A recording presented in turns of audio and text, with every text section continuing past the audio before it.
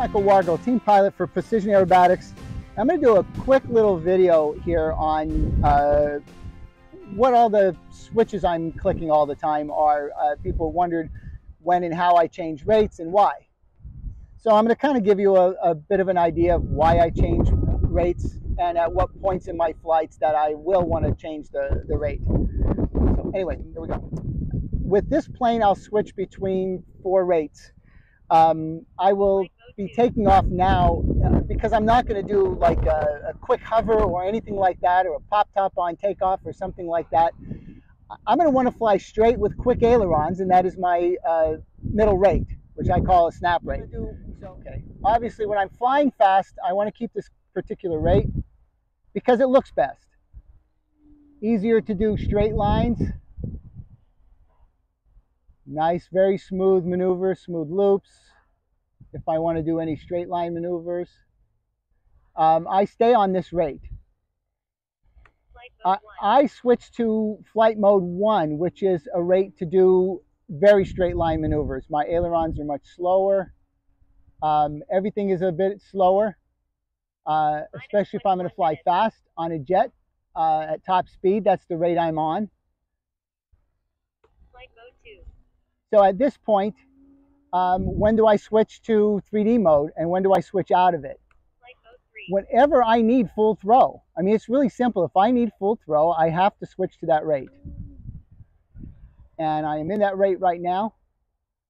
And so all the 3D stuff, rolling Harriers, everything like that, I will be in that rate.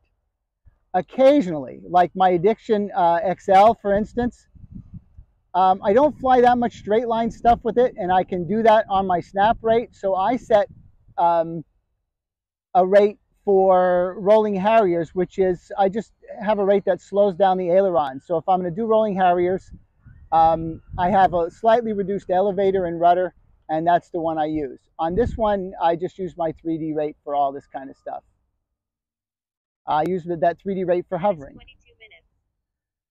So let's say, for instance, I've come down and I'm up here in a hover, and I want to go from here. I want to pull off and fly this way. A lot of times I'll switch, sometimes I won't, but it's better once I take off and I start going fast to switch down to a slightly lower rate, like my snap rate.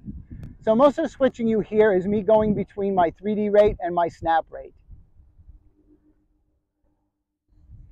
Finally, on this plane, I might go to a 4th rate. My radio isn't responding, but right now I'm on the highest rate I can go on for tumbling. So I'm getting ready to go up and do a tumble or a pop top. There it is, and I use the highest rate possible on all the surfaces. The rudder is really effective on this plane, so I got to be very careful. I can hover, I can do everything in this mode if I want, but again, if I pull up and away, I switch to flight mode 2, and that gets me on my snap rate to be able to fly faster and have everything comfortable. Finally, about making switches in your rates.